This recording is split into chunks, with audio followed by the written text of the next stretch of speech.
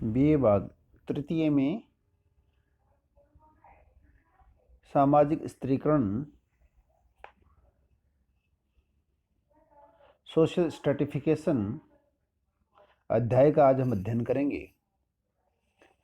देखिए, आदिकाल से ही मानव समाज में असमानता व्याप्त रही हैं।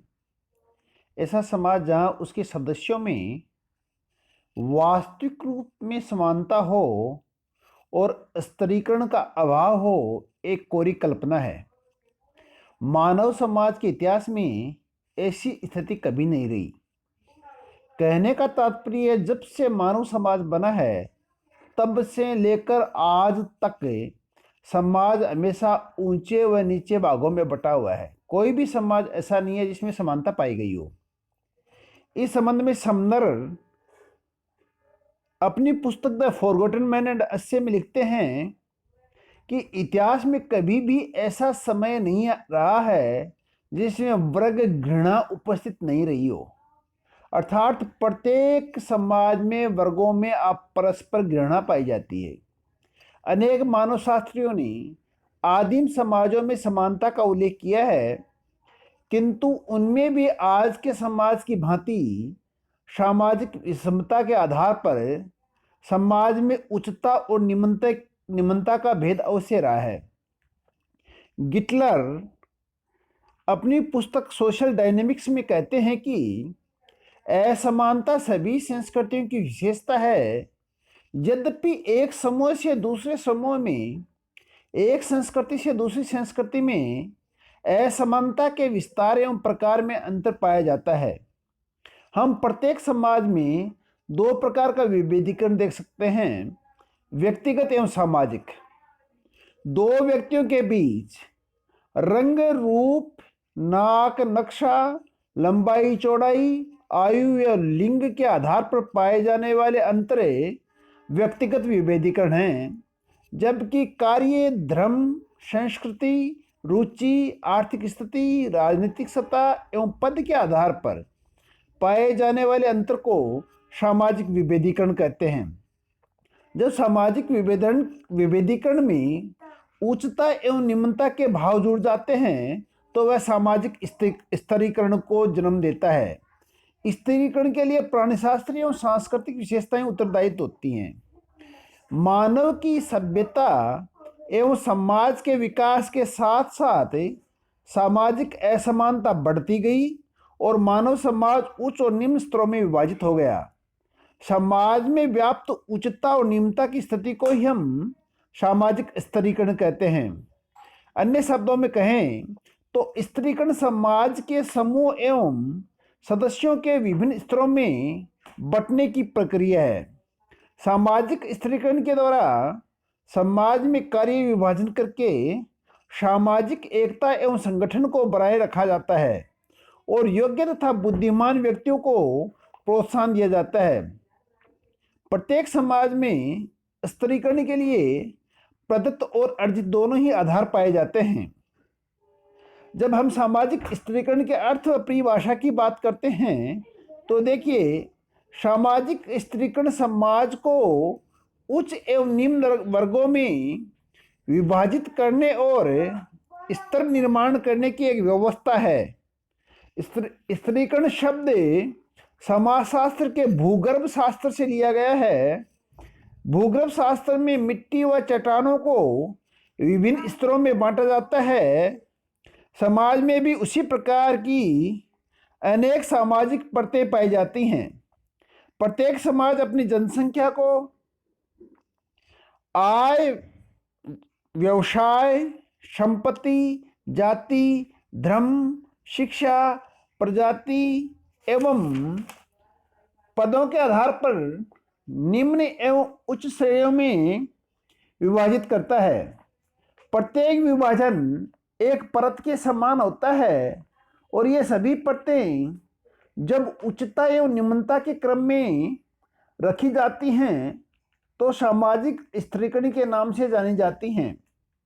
विभिन्न विद्वानों ने सामाजिक स्तरीकरण की अलग अलग परिभाषाएं दी। जैसे जिसबर्ट अपनी पुस्तक फंडामेंटल ऑफ सोशियोलॉजी में लिखते हैं कि सामाजिक स्त्रीकरण समाज का उन स्थायी समूहों अथवा श्रेणियों में विभाजन है जो कि आपस में श्रेष्ठता एवं अधीनता के संबंधों द्वारा संबद्ध होते हैं।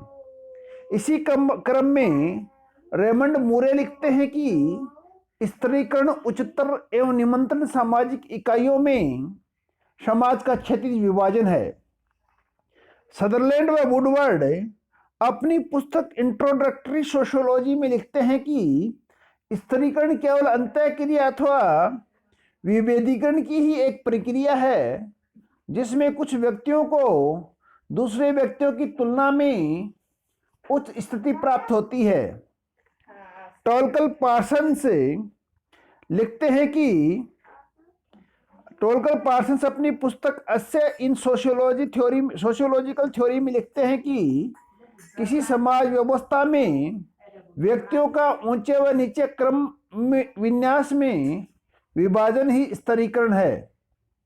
ओकबर्ड व निमकोफ अपनी पुस्तक सोशियोलॉजी में लिखते हैं कि वह प्रक्रिया जिसके द्वारा व्यक्तियों एवं समूहों को थोड़े बहुत स्थायी परिस्थितियों में उच्चता और निम्नता के क्रम में श्रेणीबद्ध किया जाता है, स्त्रीकरण के नाम से जाना जाता है। उपयुक्त परिभाषाओं से स्पष्ट होता है कि सामाजिक स्त्रीकरण सामाजिक स्त्रीकरण द्वारा समाज विभिन्न उच्च व निम्न समूहों में विभाजित और व्यवस्थित होता है तथा यह समूह परस्पर एक दूसरे से जुड़े होते हैं और सामाजिक एकता को बनाए रखते हुए समाज में स्थिरता कायम रखते हैं। जब हम सामाजिक स्त्रीकरण व विभेदीकरण की बात करते हैं तो देखिए, सामाजिक स्त्रीकरण को अधिक स्पष्ट समझने के लिए विभेदीकरण की अवधारणा को समझना अत्यंत आवश्यक है। सामाजिक विभेदीकरण वह प्रक्रिया है जिसके द्वारा व्यक्तियों और समूहों को कुछ मूर्त आधारों पर विभाजित किया जाता है।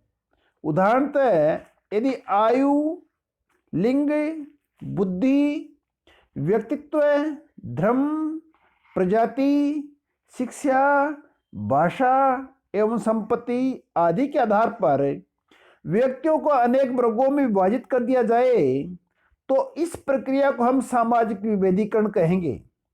सामाजिक विभेदीकरण भी समाज में आदिकाल से चला आ रहा है। प्राचीन समय से ही आयु, लिंग एवं रंग के आधार पर व्यक्तियों में भेद किया जाता रहा है। सामाजिक विभेदीकरण का अर्थ स्पष्ट करते हुए लमले लिखते हैं कि विभेदीकरण से हमारा अर्थ उस प्रक्रिया से है जिसके द्वारा व्यक्ति भिन्नताओं का पोषण करते हैं जिन्हें एक साथ रखने पर ऑर्केस्ट्रा के विभिन्न वादकों की तरह एक पूर्णतः समन्वय युक्त संपूर्ण की रचना होती है। इसी क्रम में न्यूमेयर लिखते हैं कि सामाजिक विभेदीकरण वह प्रक्रिया है जिसमें अनेक जैविकीय, वंशानुगत और शारीरिक विशेषताओं जैसे आयु, लिंग, प्रजाति, सपिंडता, व्यक्तिगत व्यवसाय, सांस्कृतिक पृष्ठभूमि, सामाजिक स्थिति, सामाजिक उपलब्धियों, समूह की रचना और सामाजिक संबंधों के आधार पर अनेक व्यक्तियों और समूहों में सामाजिक भिन्नता उत्पन्न हो जाती है। इस प्रकार सामाजिक भिन्नता विभेदीकरण की प्रक्रिया का आधार है और उपज भी। इन दो परिभाषाओं से स्पष्ट होता है कि व्यक्तियों और समूह में पाए जाने वाली विभिन्नताएं समाज में विभेदीकरण उत्पन्न करती हैं। सामाजिक विभेदीकरण को अधिक स्पष्ट करने के लिए हम विभेदीकरण और सामाजिक स्त्रीकरण में अंतर को हम निम्न प्रकार से व्यक्त कर सकते हैं। जैसे देखिए, विभेदीकरण एक तटस्थ अवधारणा है, उसमें श्रेष्ठता एवं निम्नता के भाव प्रकट नहीं होते। जैसे हम लोगों को उनके लिंग के आधार पर स्त्री और पुरुषों में तथा आयु के आधार पर बालक, युवा और वृद्ध में विभाजित करते हैं तो ये विभेदीकरण कहलाता है। इससे स्पष्ट नहीं होता कि स्त्री व पुरुष, बालक, युवा, वृद्ध में कौन श्रेष्ठ है और कौन निम्न। सामाजिक विभेदीकरण एक जागरूक प्रक्रिया है जिसका अर्थ है समाज का प्रत्येक व्यक्ति विभेदीकरण के प्रति जागरूक है। हर व्यक्ति यह जानता है कि वह लिंग, आयु, रंग एवं अन्य आधारों पर दूसरों से भिन्नता रखता है। सामाजिक विभेदीकरण का निर्धारण बाह्य एवं स्पष्ट कारकों द्वारा किया जाता है। उदाहरण के रूप में लिंग, आयु, प्रजाति, सामाजिक प्रतिष्ठा एवं आर्थिक प्रगति के आधार पर हम व्यक्तियों में परस्पर भेद कर सकते हैं। यह आधार ही विभेदीकरण को विकसित करते हैं। सामाजिक विभेदीकरण अवैयक्तिक है। इसका संबंध समूह व समाज को भिन्नता के आधार पर विभाजित करने से है, उनमें विरोध या संघर्ष पैदा करने से नहीं। विभेदीकरण एक सार्वभौमिक प्रक्रिया है। यह आदिकाल से सभी समाजों में व्याप्त रही है। कहने का तात्पर्य है, विभेदीकरण का तात्पर्य होता है कि समाज को जब हम अलग अलग भागों में बांटते हैं तो वह विभेदीकरण कहलाता है, और जब समाज में श्रेष्ठता व अधीनता के भाव उत्पन्न करते हैं तो वह सामाजिक स्तरीकरण कहलाता है। इस प्रकार से हमने आज सामाजिक स्तरीकरण व विभेदीकरण की परिभाषाएं, उनका अर्थ और उनमें अंतर को जानने का प्रयास किया। धन्यवाद।